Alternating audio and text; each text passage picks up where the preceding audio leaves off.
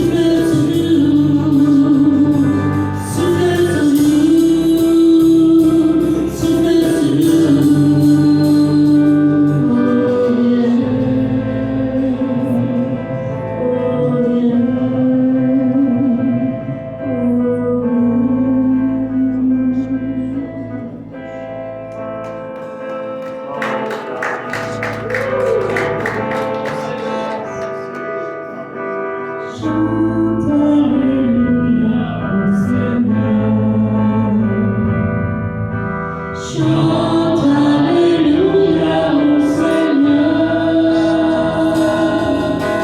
Chante Alléluia, chante Alléluia, chante Alléluia, mon Seigneur. Jésus est roi, Seigneur de tous. Jésus est roi, Seigneur de tous.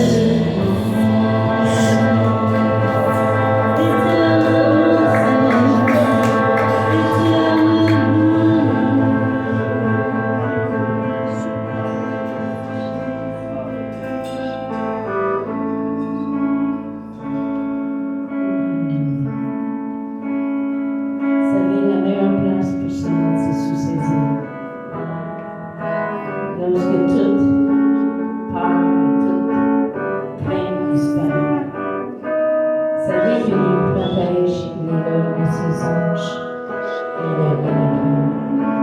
Parce qu'il est le même Dieu hier, aujourd'hui et éternellement. Celui qui s'est livré à la croix pour chacun de nous. Et qu'on peut juste se blottir dans ses bras ce matin.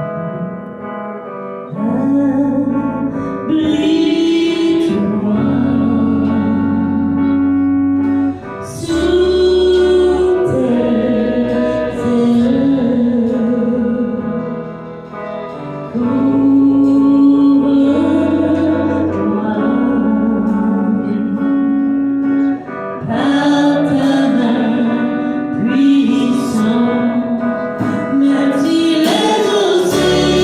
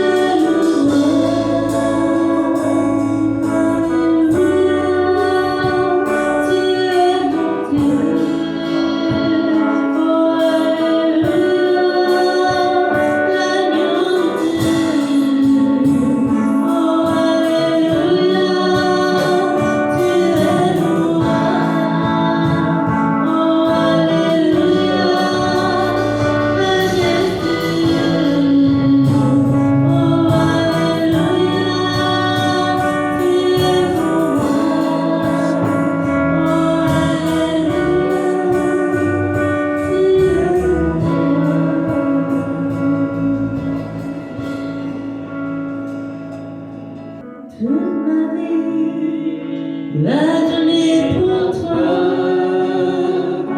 toute ma vie au pied de la croix, toute ma vie à marcher dans tes voies, toute ma vie à rester près de toi, et même si ton te verra et que les vents me font perdre courage, je m'appuie sur le rocher, aucune montagne pourra m'arrêter, et même si la tempête me verra et que les vents me font perdre courage, je m'appuie sur le rocher, aucune montagne pourra m'arrêter. Toute ma vie, la donner pour toi, toute ma vie au pied de la croix, toute ma vie à marcher dans tes voies, toute ma vie à rester près de toi, et même si la tempête me verra et que les vents me font perdre courage, je m'appuie sur le rocher, aucune montagne ne pourra m'arrêter, et même si la tempête me verra et que les vents me font perdre courage, je m'appuie sur le rocher, aucune montagne ne pourra m'arrêter, et même si la tempête me verra et que le vent me font perdre courage,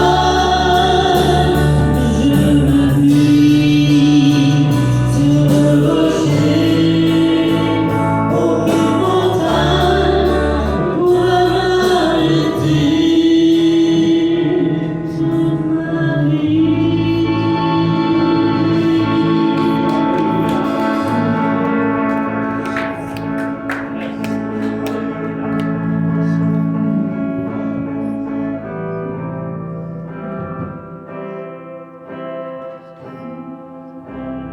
Tu m'as ébloui par tes mélodies, tu m'entoures d'un chant d'amour, chant de délivrance devant mes ennemis. Toutes mes craintes s'enfuient. Je ne suis plus esclave de la peur, non, non. Je suis l'enfant de Dieu. Je suis plus esclave de la peur, non, non. Je suis l'enfant de Dieu. Avant ma naissance, tu m'avais choisi, appelé par mon nom. Tu m'as donné, je suis de ta famille, ton sang coulant mes veines.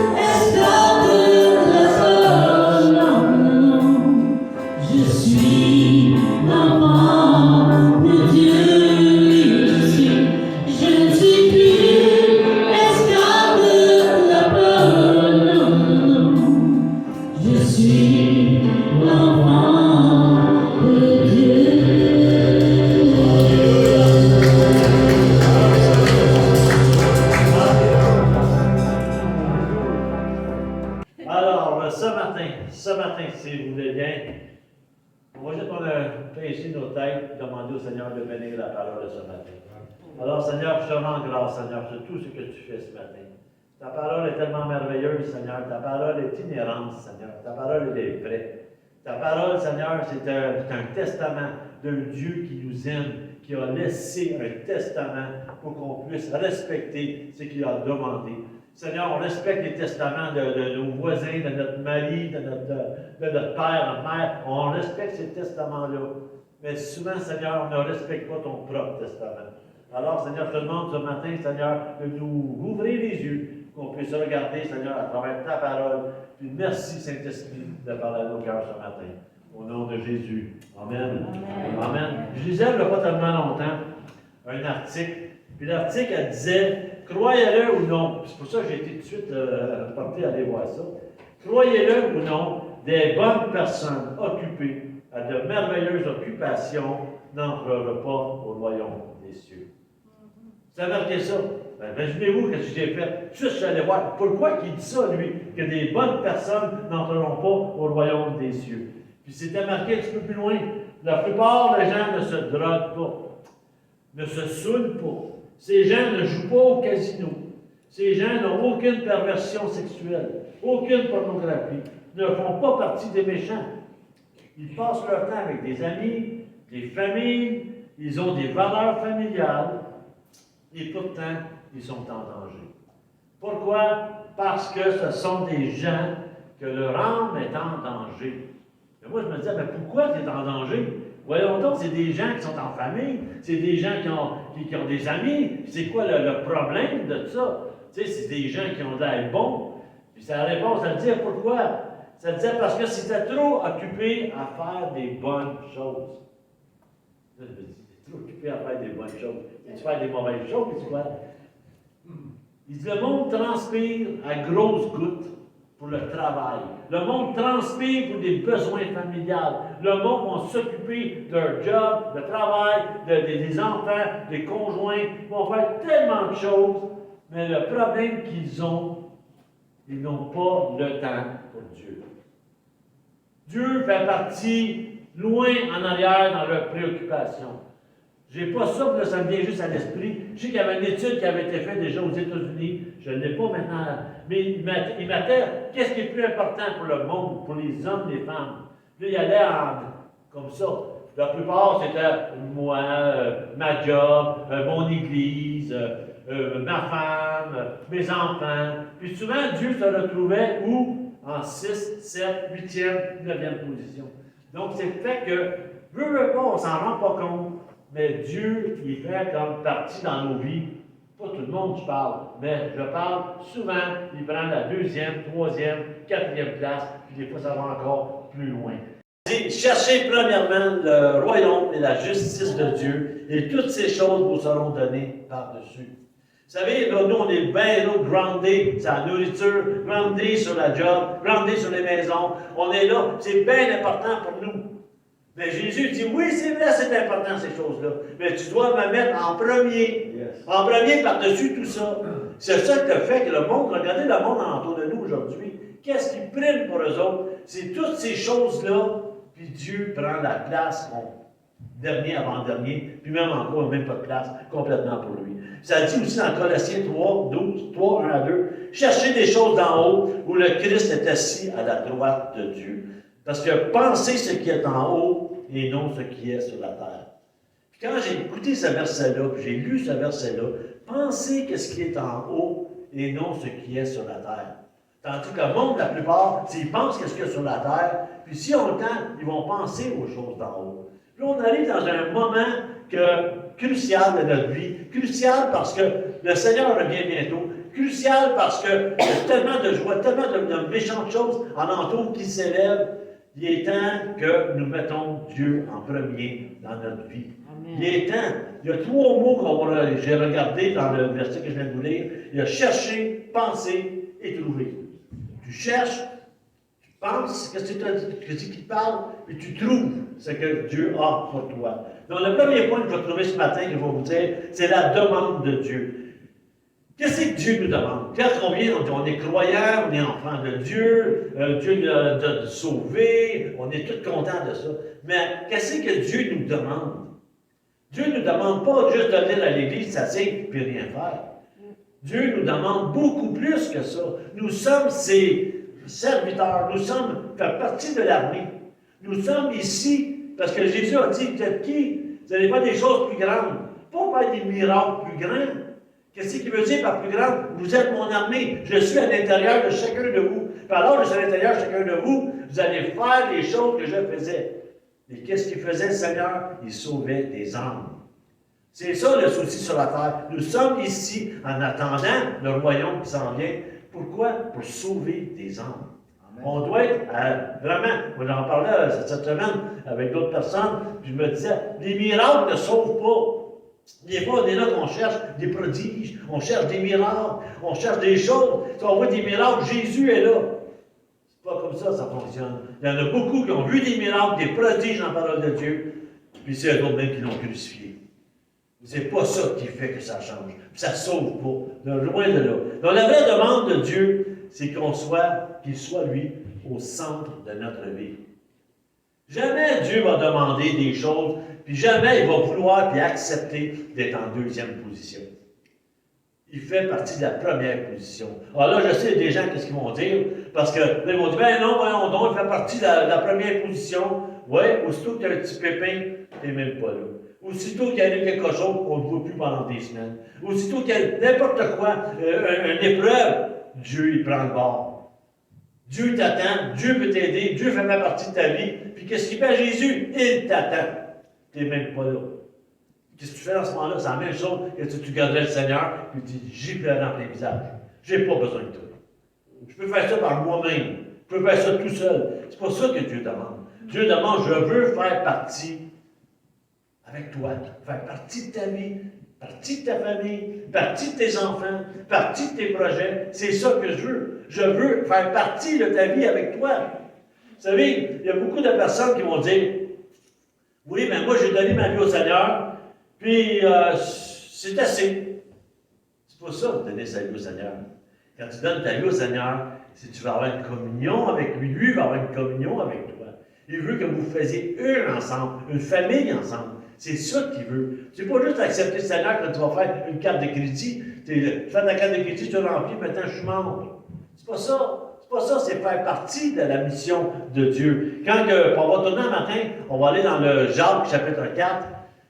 J'aime beaucoup l'épître de Jacques chapitre 4. Puis j'aime tout Jacques au complet même. C'est sûr que la Bible aussi, je l'aime tout au complet. Mais Jacques, elle était tellement méprisée, cette épître-là. Même Luther disait c'est un épître de paille. Pourquoi c'est un épître de paille, il disait Luther? Parce que tout le monde disait on est sauvé par les œuvres.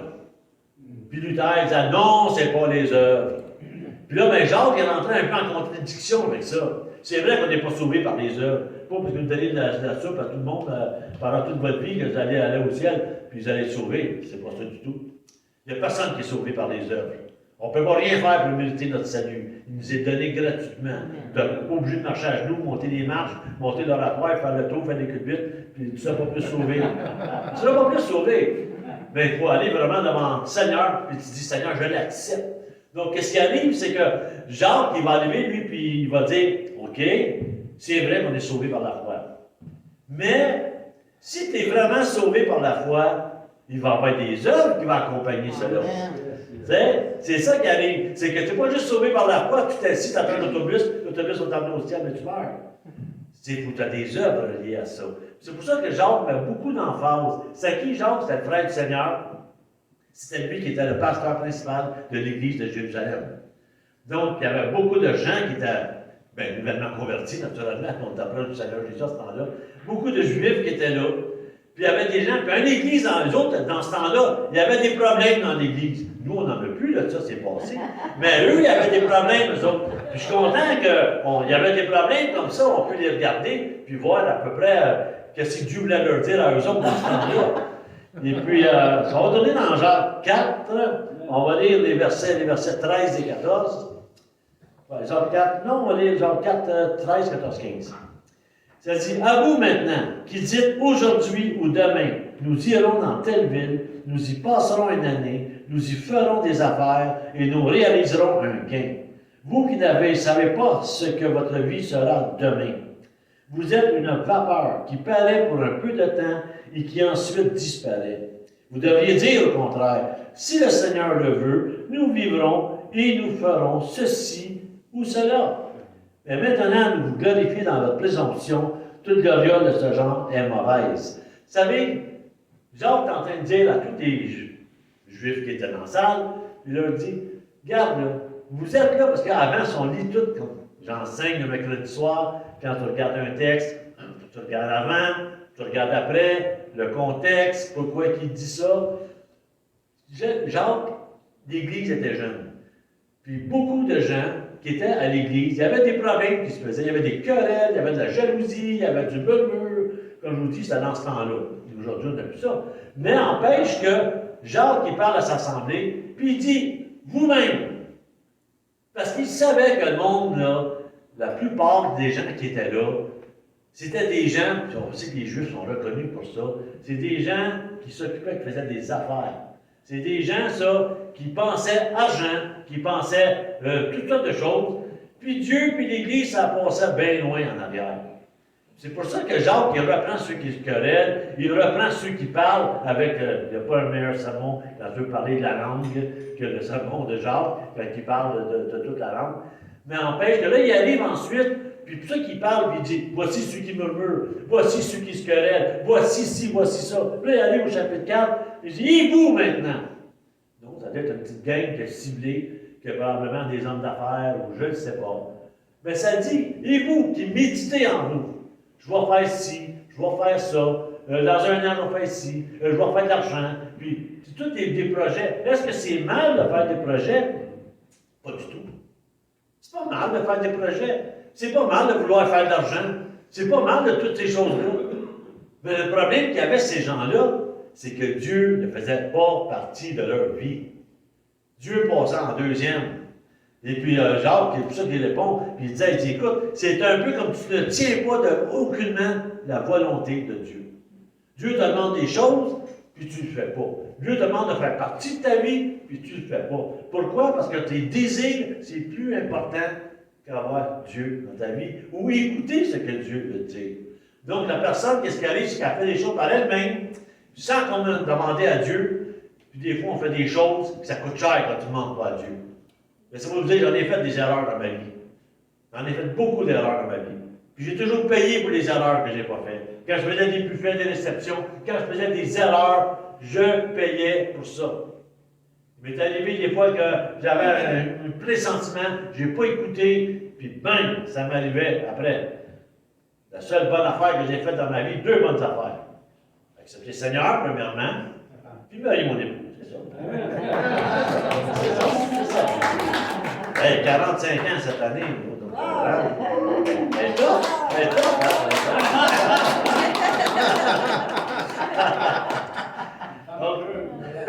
c'est ça. Donc, c'est dans Jacques, sont lus dans Jacques 4, 13 et 14. Ça nous dit, c'est pareil comme si eux ils agissaient comme si Dieu n'existe pas. Si je fais ça à la même manière, à la même méthode. C'est pour ça qu'on va dire souvent, consulte Dieu, prie en tout temps. Ça ne veut pas dire de mettre à 4 pattes, prier tout le temps, 24 heures par jour. Mais à chaque fois que tu fais des choses, tu as une décision à prendre. Va en prière, demande à Dieu. Moi, j'ai l'intention de faire ça. Mais toi, qu'est-ce que tu en dis? Qu'est-ce que tu en dis? Vous savez, là, tu ne peux pas passer ta vie à faire tout seul et dire que tu as une communion avec Dieu. Tu sais, c'est comme les gens, ils font leur vie, puis Dieu, c'est une autre affaire.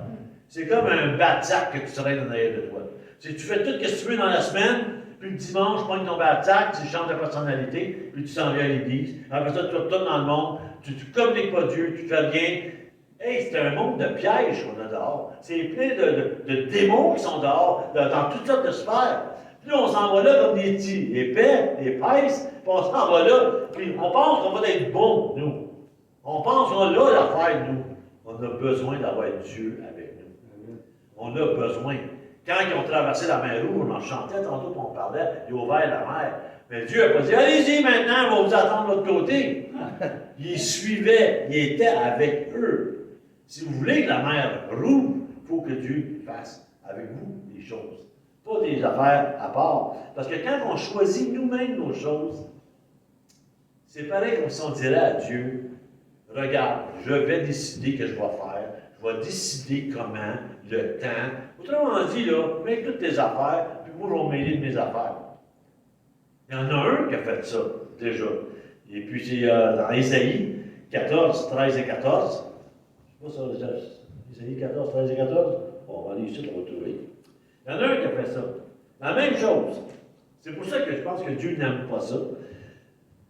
Ça parle d'un ange qui était merveilleux, qui était beau, qui était rempli de gloire et tout ça, le plus bel ange du paradis. Puis qu'un jour, qui a dit, « Tu disais en ton cœur, je monterai au ciel, j'élèverai mon trône au-dessus des étoiles de Dieu, je siégerai sur la montagne de la rencontre, au plus profond du nord, je monterai sur le sommet des nuées, je serai semblable au Très-Haut. » On sait que lui a descendu, puis a descendu sérieusement, puis il est pas mal jugé, hein, on sait ce qui est arrivé avec lui. Mais quand on agit comme ça envers Dieu, on n'est pas mieux que Satan lui-même qui a répondu la même chose. Je serai ici, je ferai ça, je déciderai ici, je déciderai ça, puis ton opinion n'importe pas. Tandis que nous, ton opinion, tous nous, on est des enfants, on l'a chanté, nous sommes des enfants de Dieu. Alors, comment que le Seigneur peut, c'est quoi la demande de Dieu? C'est quelque chose que ça doit faire inné, ça doit faire partie de nous. Ce que Dieu veut, c'est qu'on marche avec lui. Quand on va dans Luc 12, on a un petit passage à partir du verset 16. C'est un autre. C'est vrai, hein, j'aime pas mal toute la parole de Dieu. C'est vrai. Je l'aime encore celui-là aussi. Ça dit, verset 16, 12, 16 dans Luc. Il leur dit une parabole. La terre d'un homme riche avait beaucoup rapporté. Il raisonnait en lui-même. Il disait, que ferai-je, car je n'ai pas de place pour amasser mes récoltes. Voici, dit-il, ce que je ferai. J'abattrai mes greniers, j'en bâtirai de plus grands, j'amasserai tout mon blé et mes biens. Et je dirai à mon âme, tu as beaucoup de biens en réserve pour plusieurs années. Repose-toi, mange, bois, réjouis-toi. Mais Dieu lui dit, insensé, cette nuit même, ton âme te sera redemandée, et ce que tu as préparé, à qui cela serait-il? Il en est ainsi de celui qui s'accumule des trésors pour lui-même et qui n'est pas riche pour Dieu. C'est Jésus lui-même qui dit ça. Pourquoi? Parce que combien de gens vous connaissez? Mais je vais faire ma vie, je vais gagner, je vais faire ci, je vais faire ça. Puis à un moment donné, mais j'ai pas mal de choses de bien. Là, je vais masser. Puis là, ben, tu vois, là, je vais avoir le temps d'aller à l'église, je vais avoir le temps de faire ci, je vais avoir le temps de prier, je vais avoir le temps de faire beaucoup de choses. Puis là, le Seigneur dit, insensé. Insensé. Cette nuit même, je vais venir te chercher. Cette nuit même. Puis à quoi cela sert-il si tu as 12 maisons, 20 chalets, 2 avions? Quoi ça va te servir? Tout ça reste ici. Tout ça est éphémère. Moi, je vais venir te chercher. Donc, si tu veux ramasser des trésors au ciel, il faut que tu aies une communion avec Dieu. Il faut que Dieu fasse partie de ta vie. Parce que si tu te concentres juste sur les choses de la terre, ça ne fonctionnera pas. On est prêt à travailler fort, on est prêt à tout faire sur la terre. Mais on ne s'imagine pas que dans 1 minute ou 2 ou 3, 15 secondes, le Seigneur peut venir nous chercher n'importe quel temps. N'importe quel temps, on ne le sait pas. Donc la demande de Dieu, c'est quoi? Être le premier et non pas le deuxième. Ensuite, deuxième point, on va aller dans Luc 17. Les avertissements du Seigneur, de Jésus, comme vous dites, que ce soit le Seigneur, que ce soit Dieu, c'est encore Dieu qui parle. Dans Luc 17. Puis il parle encore assez sévèrement, verset 26. Il dit, voici ce qui arriva au jour de Noé. Arriva de même au jour du Fils de l'homme. Tu sais, des fois, il y en a qui disent, oh, ben Noé, c'est une histoire inventée. Après ça, Jonas, c'est une histoire inventée. Tu sais, c'est comme improbable que ça arrive, ces choses-là. Voyons donc, réveille un peu, tu sais. Mais quand c'est Jésus lui-même qui parle de Noé, qui parle de Jonas, qui parle de Sodome et Gomorrhe, il me semble que tu te dis, je ne sais pas, si Jésus en parle, il me semble que c'est une confirmation de ce qui était par le passé. Parce que si c'est ça des mensonges, on ne lirait pas ça ce matin dans l'Évangile de Luc. Donc, Jésus dit, voilà ce qui arriva au jour de Noé, de même au jour du Fils de l'homme. Les gens, regardez, là, il ne parle pas de péché, là. Les gens mangeaient, buvaient, se mariaient, étaient donnés en mariage, jusqu'au jour où Noé entra dans l'arche, le déluge vint et les fit tous périr. Parce que le monde disait, quand est-ce que ça va être ton avènement? Quand est-ce que ça va être le jour du Seigneur? C'est là, le Seigneur le dit, ça va être comme à Noé. Le monde se mariait, puis je regardais ça, puis je voyais aucun péché là-dedans. Tu sais, le monde, il mangeait, il se mariait, il buvait, il était tu sais, tout allait bien. Puis là, après ça, il dit, il en sera de même comme au temps de Lot. Les gens mangeaient, buvaient, achetaient, vendaient, plantaient, bâtissaient. Mais le jour où Lot sortit de Sodome, une pluie de feu et de soufre tomba du ciel et les fit tous périr.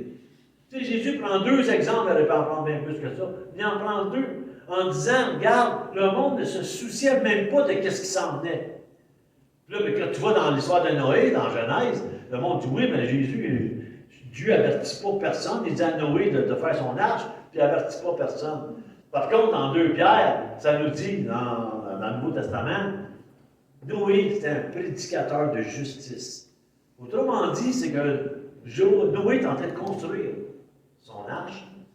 Puis c'était un message. Puis Noé le disait, il va y avoir un déluge, il va y avoir des choses, mais le monde, c'est comme pas important. On s'en occupe pas. Aucune communion avec Dieu. Comment veux-tu que Dieu communique une vision à quelqu'un quand il n'est pas parti de ta vie? Quand il n'est pas le numéro 1 dans ta vie? Si le numéro 23, c'est sûr que Dieu ne te parlera même pas. Il va te laisser aller. Il va te laisser aller. Il va faire ce que tu veux. Mais en étant le numéro 1, il ne te laissera pas aller. Parce qu'il sait que tu fais partie de sa vie, il fait partie de ta vie, puis qu'est-ce qu'il veut? Il veut juste le bien pour toi. Il ne veut pas le mal. Si tu es en communion avec lui, il va t'avertir. Noé avait une communion avec Dieu. C'est le premier dans sa vie. Puis Dieu a donné un ordre, puis ça a sauvé lui et sa famille. Lot, c'était un homme qui était juste au milieu de. Un peu comme ceux qui sont sauvés aujourd'hui, on est juste, du point de vue de Dieu, comparé de tous les gens qui peuvent entourer drogue, cartel de drogue, puis toutes sortes de choses qu'on peut voir autour de nous. On est comme nation, comme des gens justes, enfants de Dieu, au milieu de cela. Mais ça dit qu'à un moment donné, quand sera le jour du Seigneur, comme là, les anges sont venus chercher, mais après ça, qu'est-ce qui arrive? C'était la destruction. Donc, avertissement de Dieu, soit je suis premier dans votre vie, soit tu m'écoutes, soit qu'on marche ensemble, ou soit regarde ce qui est arrivé à ceux qui n'ont pas oublié. Ça nous fait réfléchir, parce que ça nous dit, il y a beaucoup de gens là-dedans, on parle, là, comme dans le texte, là, parlez-vous de cruauté, d'homosexualité, si on parle de Sodome et Gomorrhe, sodomie, dépravation, meurtrier, voleur, non. On parle-tu d'abord, on parle de quoi? Non, ils mangeaient, ils buvaient, ils se mariaient, toutes des bonnes choses. Mais nous, on sait que la Bible dit qu'il n'y a pas un seul qui est juste dans le monde. Donc, c'est pour ça qu'il n'est pas obligé ici de dire ceux qui ont péché. On est tous des pécheurs. On travaille, on mange, on est tous comme ça. Il ne parle pas de préférence, de bons, de méchants, de pires pécheurs, pas pécheurs, pas du tout. Mais il dit simplement que si on ne fait pas partie de premier dans la vie, avec lui, ça n'a aucune importance que tu sois une bonne personne, ou que tu sois une personne qui fait beaucoup de choses, une personne qui n'a jamais fait des choses de mauvais, ou de quoi que ce soit. C'est sûr et certain, ça n'a aucune importance. Si Jésus ne fait pas partie de ta vie, en premier, il y a un danger. Je sais qu'il y a des gens qui vont dire, ah, arrêtez donc là, je sais que quand on donne des au Seigneur, ça dit, personne ne va nous laver là, ta main, puis c'est vrai. Il y a beaucoup d'églises qui vont enseigner que quand tu donnes ta vie au Seigneur, c'est le salut, puis tu ne perdras jamais ton salut. Les églises enseignent ça. Moi, j'aime mieux enseigner l'autre affaire. J'aime mieux enseigner attention. Parce que le salut, là, pour moi, oui, tu peux le perdre. Pourquoi? Pas Dieu qui va te l'enlever, le salut. Pas du tout. C'est toi qui vas le laisser aller, ton salut. Amen. Parce que, puis même en réalité, quand on regarde ça, on se rejoint. Quand tu parles avec les églises, tu ne peux pas perdre ton salut, les autres vont dire, ah, bien, parce qu'il n'avait pas vraiment donné sa vie à Dieu. Parce que vraiment, si elle a donné sa vie à Dieu, le Saint-Esprit vient en lui, il y a une communion avec Dieu, il va marcher avec Dieu. Non, il ne peut pas perdre son salut. C'est sûr. Puis là, on se rejoint en disant que personne ne peut dire, oui, Seigneur, je t'accepte comme Seigneur et Sauveur, puis toute sa vie, il se fout carrément de Dieu. Moi, j'aime bien enseigner. Fais attention. Fais attention. Dieu, comme je le disais, ce n'est pas un Dieu de pique. Fais attention, parce que Dieu, s'il agit dans le passé, il peut agir encore aujourd'hui. Puis vous savez, c'est des choses qui sont quand même, puis quand on regarde, c'est des belles choses. Je n'essaie pas de le répéter, parce que souvent le monde dit, mais moi, je n'ai rien à reprocher. Moi, je travaille, puis je fais vivre mon épouse, puis, ou le contraire, ou les deux travaillent, puis nos enfants, on les élève. C'est des bonnes choses. C'est malheureux parce qu'ils vont périr s'ils n'ont pas Dieu dans leur vie. C'est ça qui est dur à comprendre. Il y a certaines religions qui vont dire, non, non, non, on t'a donné ta carte de membre quand tu es au monde, puis tu as passé par les eaux du baptême, puis maintenant, il n'y a rien qui va t'arriver, tu es sauvé. C'est un Jésus universel. Autrement dit, c'est tous ceux qui adhèrent à cette religion-là, ils sont sauvés. Puis des petits péchés véniels, entre-temps, puis ça, il appelle ça des véniels. Ah, ça, c'est pas grave. On t'a volé, c'est pas grave, des petites affaires, ça. L'important, c'est de ne pas tuer. Ça, c'est des grosses affaires. Mais des petits vols, des mensonges, c'est cute, c'est des petites affaires vénielles. C'est pas vrai. Pour Dieu, un mensonge, c'est un mensonge. Puis c'est pour ça qu'il faut faire attention, n'est-ce pas, lorsque Dieu ne fait pas partie de notre vie. Vous savez, là, combien de personnes qui se disent chrétiens, mais quand tu regardes les flux de ces gens-là, il n'y a rien qui se passe. Tu regardes ces gens-là, puis une chance, tu me l'as dit, tu es chrétien, parce que ça ne paraît pas pour toi. Combien de fois, des gens qui se disent chrétiens, puis ça murmure, ça blesse les autres, ça fait du mal aux frères et aux sœurs, qui sont là, qui jugent tout le temps, si on s'en va dehors, ils sont quasiment toujours tout seuls, personne ne veut être avec eux autres. Puis même dehors, le monde dit, je ne veux pas avoir ce que tu as, je ne veux pas te ressembler. C'est ça que ça fait, on n'est pas attirant à ce moment-là. Beaucoup de gens, même, ils se disent, puis ils ne vont jamais à l'église. Ils vont, oh, moi je crois en Dieu. Oui, quand est-ce que c'était à l'église la dernière fois? Ben, j'étais allé à la communion d'un tel, là, puis c'est comme, on s'en fout, carrément. Mais il faut se poser la question. Faites attention, Dieu ne veut pas qu'on soit absorbé par plein de choses, mais pas absorbé par lui, par son amour, par sa présence. Donc, il en sera de même dans Luc 17:30, ça dit un petit peu plus loin, il en sera de même des personnes qu'à un moment donné, à l'événement, lorsqu'il va venir, un va partir, l'autre va rester là. Si on est dans les fins de la temps, la semaine passée, on a regardé, je ne sais pas si il y en a qui s'en souviennent, on a parlé comme le veau d'or, on a parlé des signes des temps de la fin. On est dans les temps de la fin. Il faut qu'on ait cette relation-là avec Dieu. Dieu veut dire, voici le plan que j'ai. Voici le plan que j'ai pour ta vie. Voici le plan que j'ai pour l'Église aujourd'hui. Quand je parle de l'Église, je parle de vous tous. Je ne parle pas du bâtiment. Je parle de, on est l'Église de Dieu des âmes. Le bâtiment, c'est la place qu'on se rejoint. Mais n'empêche qu'on est l'Église. C'est quoi les plans de Dieu pour aujourd'hui? Vous savez, aujourd'hui, là, comment je peux le dire? Dieu, là, se sent complètement... je vais vous donner un exemple. Mettons, là, vous êtes marié. Mettons, vous avez une femme. Ben, c'est sûr, j'espère. C'est marié. Ben, ça peut être un mari aussi, là, tu sais. Mais mettons, là, vous êtes marié. Puis la personne avec qui vous êtes marié, vous l'avez marié au mariage, là, la bague et tout ça. Puis après ça, là, vous n'en occupez plus. Après ça, là, tu ne l'embrasses plus. Après ça, mais tu ne t'occupes plus de cette personne-là. Puis là, mais tu rentres, puis tu sors quand tu veux. 2-3 jours sans venir, une semaine sans venir à la maison. Parce que tu fais ce que tu veux. Tu fais des projets que tu veux. Tu dépenses l'argent, tu hypothèques ta maison, tu fais toutes choses. Tu ne consultes jamais la personne qui est avec toi. Comment pensez-vous que la personne va se sentir à côté de vous? Elle va se sentir reject. Reject. Dans les couples, souvent, là, quand il n'y a pas de communication, il n'y a pas d'amour, il n'y a pas de choses, ça va être un reject. Voyons donc, viens pas me faire la claque que tu m'aimes. Ça fait 10 ans qu'on est mariés, je n'ai jamais pris part à aucune décision. Tu fais ce que tu veux, tu bois quand tu veux, tu sors tes chums quand tu veux. Je n'ai pas un mot à dire, il faut que je te suive. C'est d'un bord ou de l'autre, ça ne fonctionnera pas.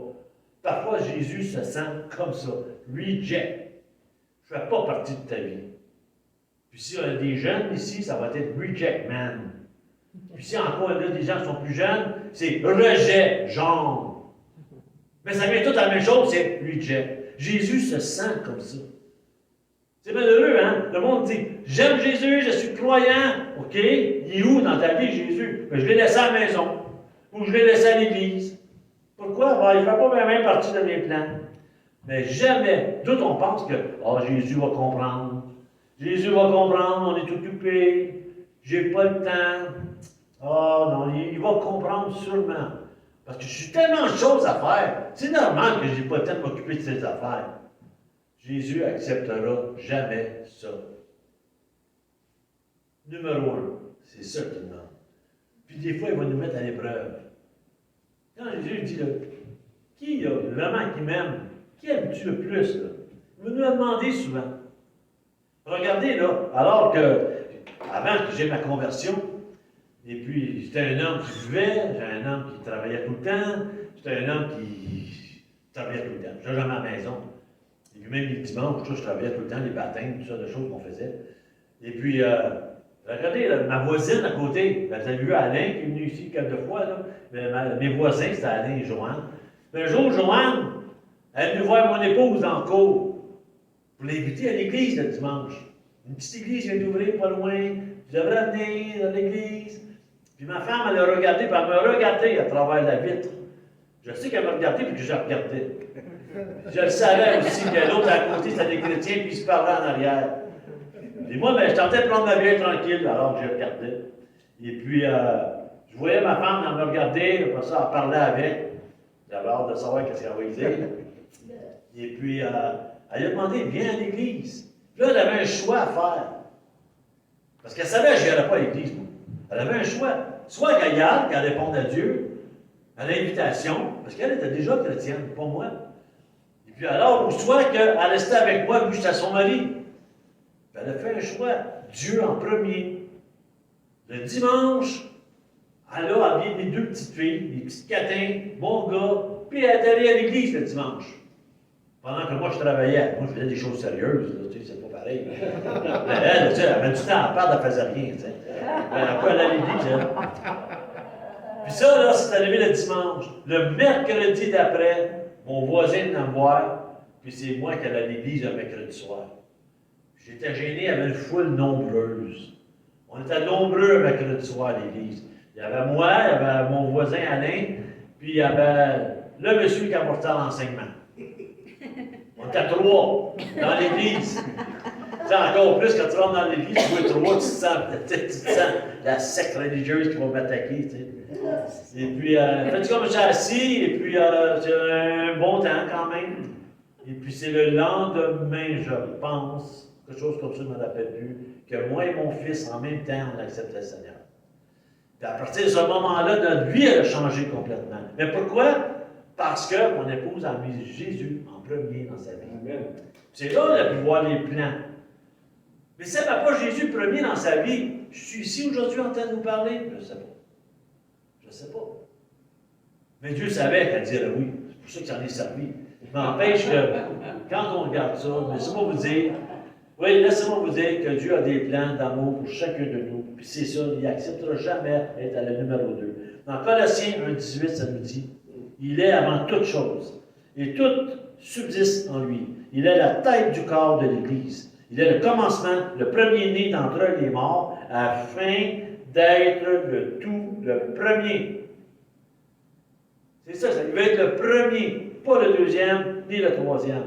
Donc, autrement dit, c'est que le premier, la demande de Dieu, c'était le premier.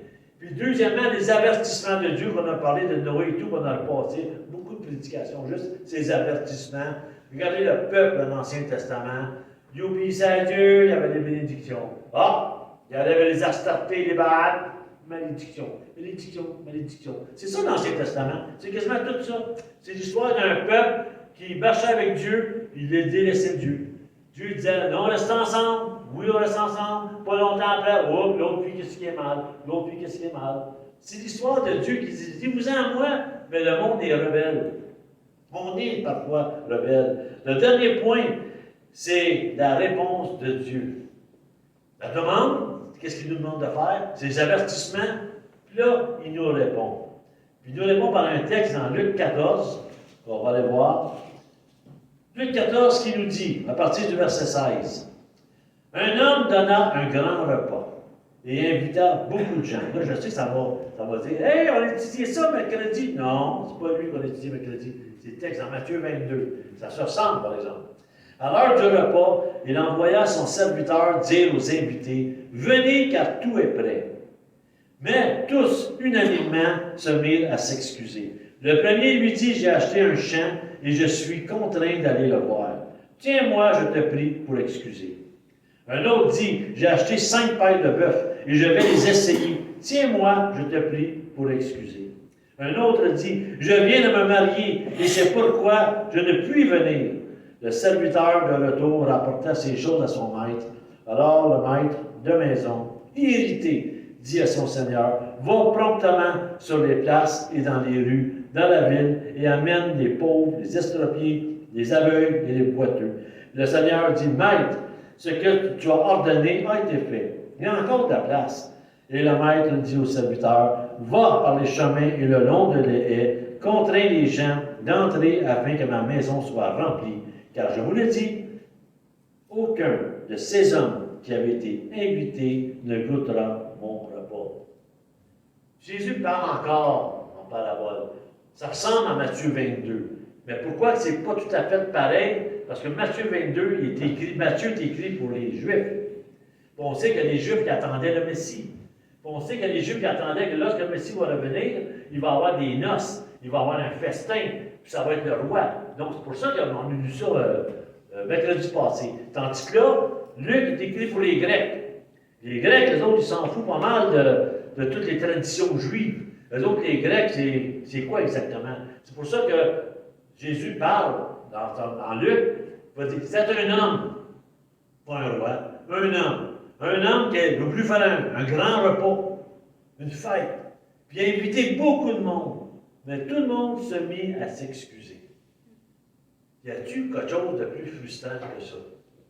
Tu t'organises le meilleur des repas, du vin d'âge écœurant, tu as tout vraiment en abondance, tu as des fourchettes en or, tu as tout là qu'une réception peut donner. Ça t'a coûté de l'argent, ça t'a coûté du temps, ça t'a coûté tout ça. Puis là, tu invites ceux que tu penses qui sont avec toi, qui vont se réjouir. Alors que tu les invites, tout le monde trouve des excuses. C'est comme le Seigneur, quand il est mort à la croix, il a tout donné.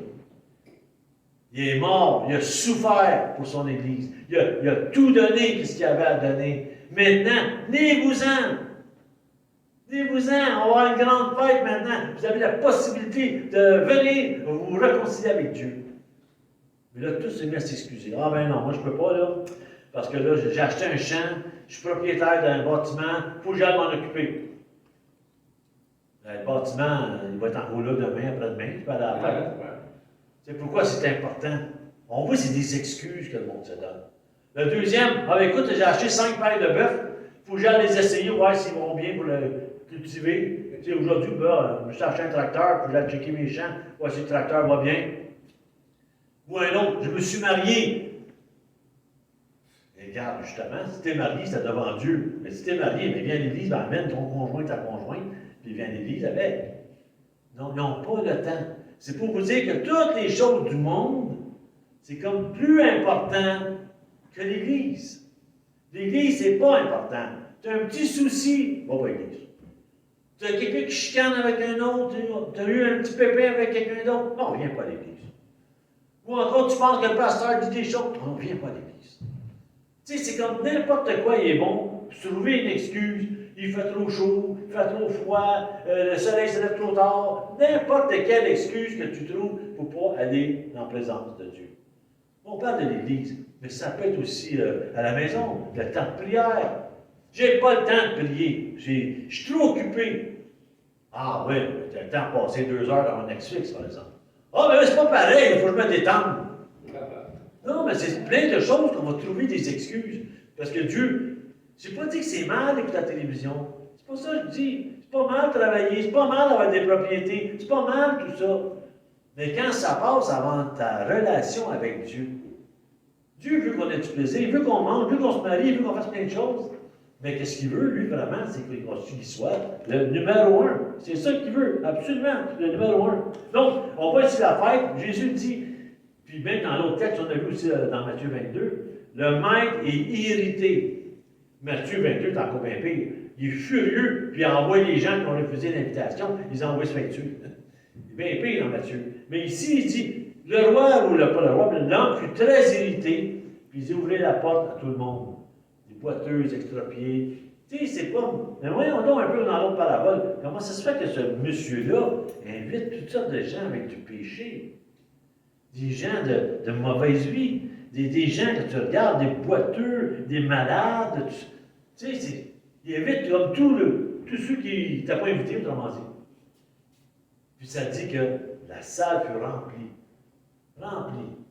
Pourquoi? Parce qu'ils ont mis leur espérance en Dieu, ils ont accepté l'invitation. C'est ça que accepter l'invitation. C'était plus un job ordinaire, mais c'était un job, c'était plus important de Dieu que la job.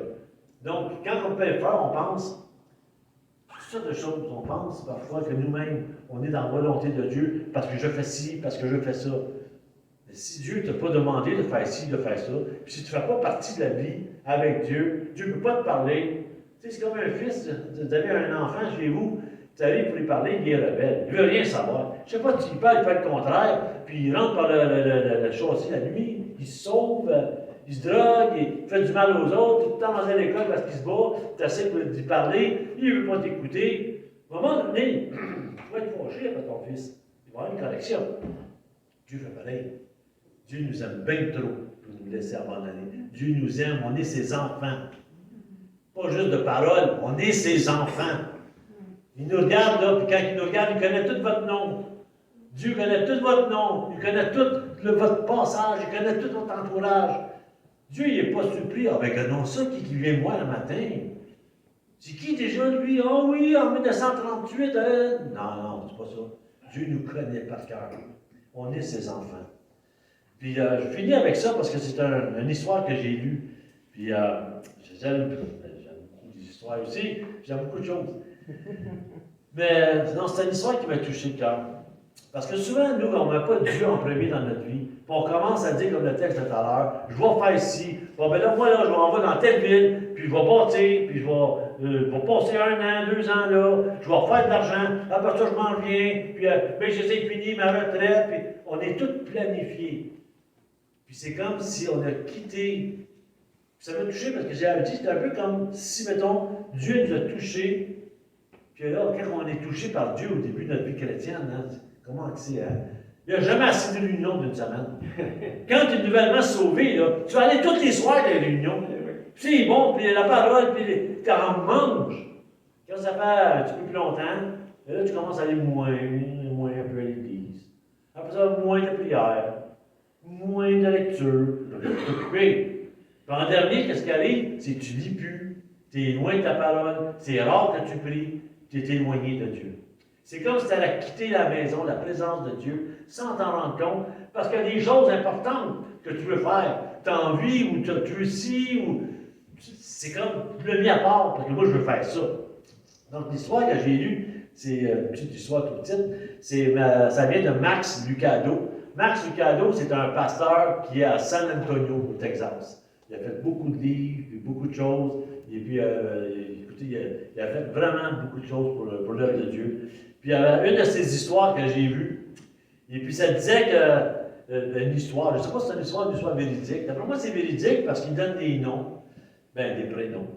Il dit, c'était une fois, il dit au Brésil, il dit une madame qui s'appelait Maria, puis il y avait sa fille qui était avec elle, qui s'appelait Christine, moi j'ai tout cas, Christine. Et puis ces deux personnes-là, ils vivaient dans une place très pauvre. Une place, parce que ça me rappelait, on a visionné un film avant-hier, un CD qu'on avait fait de la Roumanie dans le temps. On était allé en voyage, puis je voyais les maisons, ça me faisait penser à ça. Donc, c'était une petite maison au Brésil, pas isolée, pas rien, mais c'était plutôt comme un genre de. C'est dur à dire, là. En tout cas, c'est une place comme un appartement avec un toit de paille, et puis très pauvre dans la maison. Tu sais, mais il manquait de rien. Il manquait de rien. Et puis, il y avait Maria et Christina qui restaient là. Puis elle était veuve, parce que le mari était mort il y a quelques années. Puis Maria, elle s'occupait de sa fille. Et puis, 15 ans après, quand le mari est mort, à un moment donné, Christina, elle pogne peut-être une vingtaine d'années, 18 ans.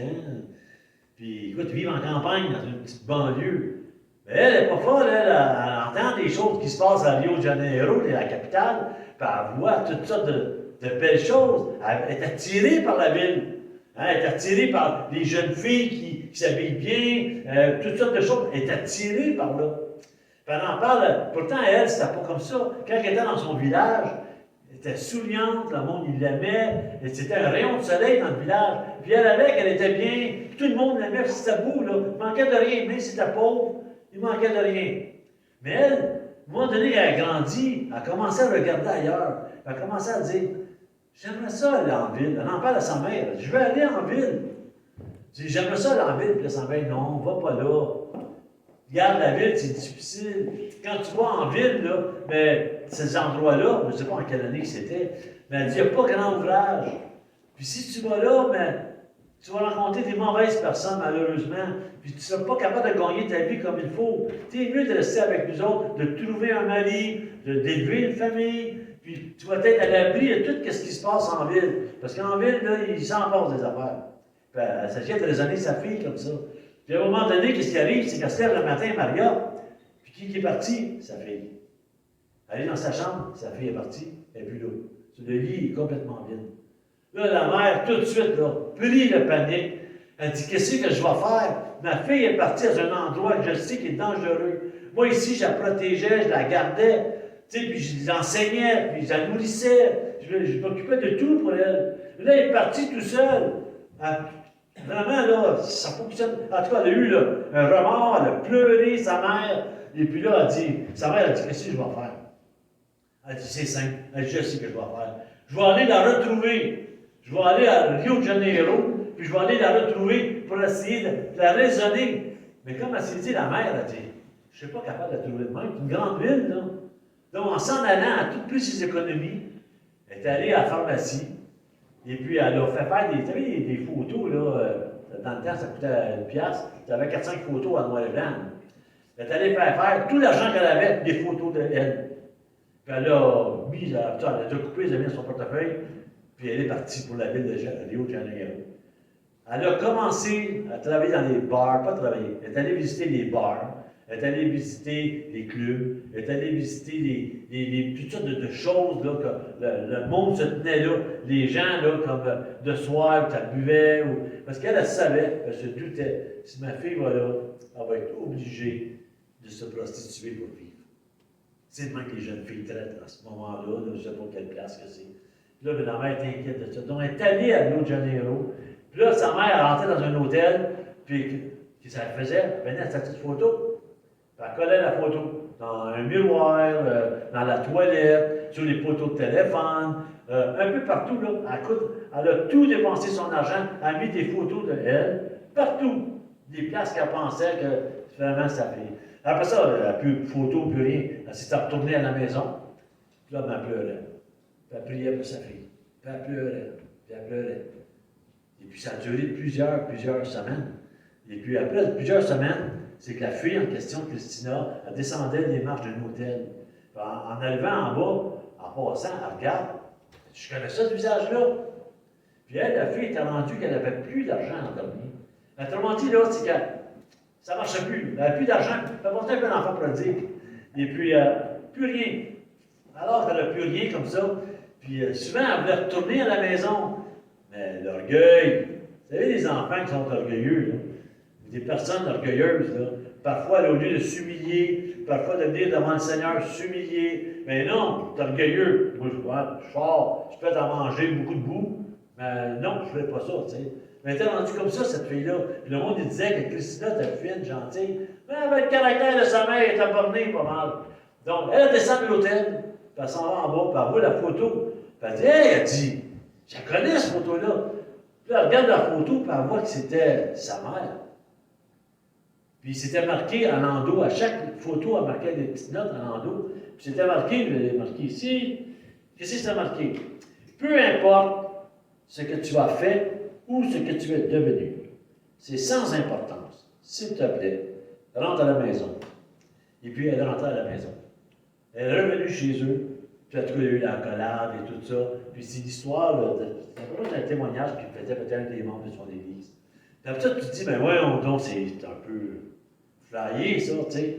Après ça, je me suis mis à penser, je ne sais pas s'il y en a qui connaissent le pasteur Ronald Rust. C'est un pasteur qui était longtemps à la Ville-la-Salle, à Trinity Church, d'église anglophone. C'était mon professeur aussi pour un des cours à l'Institut biblique. Ça y est arrivé à lui, ça. Sa fille était rendue à Vancouver. Elle faisait de la prostitution à Vancouver. Puis il y a quelqu'un qui a rapporté ça à M. Rust, le pasteur Rust.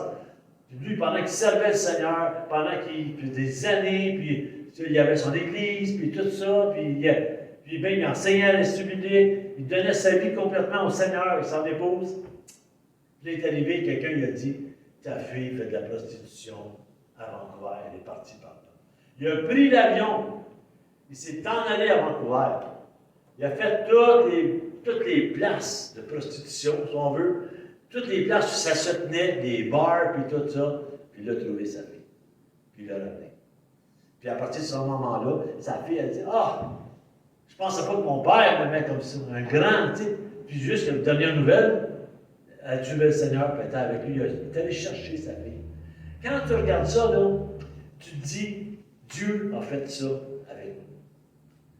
Dieu vient, il a vu la misère qu'on avait, il a vu dans quel état qu'on était. Lui-même, il s'est dit, regarde, ils s'en sortiront pas, ils ont besoin de moi. Il s'est transformé, il est devenu transformé. Il est né d'une femme, mais il est obligé de venir sur terre, prendre la forme d'un homme, en vrai, en réel, souffrir et tout ça. Pourquoi? Parce que pour donner une chance à nous tous ici de passer, d'accepter, puis qu'on puisse aller vers le Seigneur. C'est ça qu'il a fait. Imaginez-vous qu'il fait tout ça. Imaginez-vous que Ronald Ross est allé à Vancouver, là, puis a tout fait, dépenser de l'argent, les avions, tout ça, passer des journées à chercher sa fille. Je ne sais pas combien de temps ça a duré. Mais tout ça, non, on ne va pas avec toi. Reste ici. Imaginez-vous quelle déception que le Père aurait eue. Quelle déception pour l'histoire qu'on vient de lire, pour que Maria, qui a mis des photos d'elle partout, viens, rentre à la maison. Non, on ne rentre pas à la maison. Qu'est-ce que vous pensez qu'il allait arriver avec ces gens-là? C'est la perdition, c'est la fin.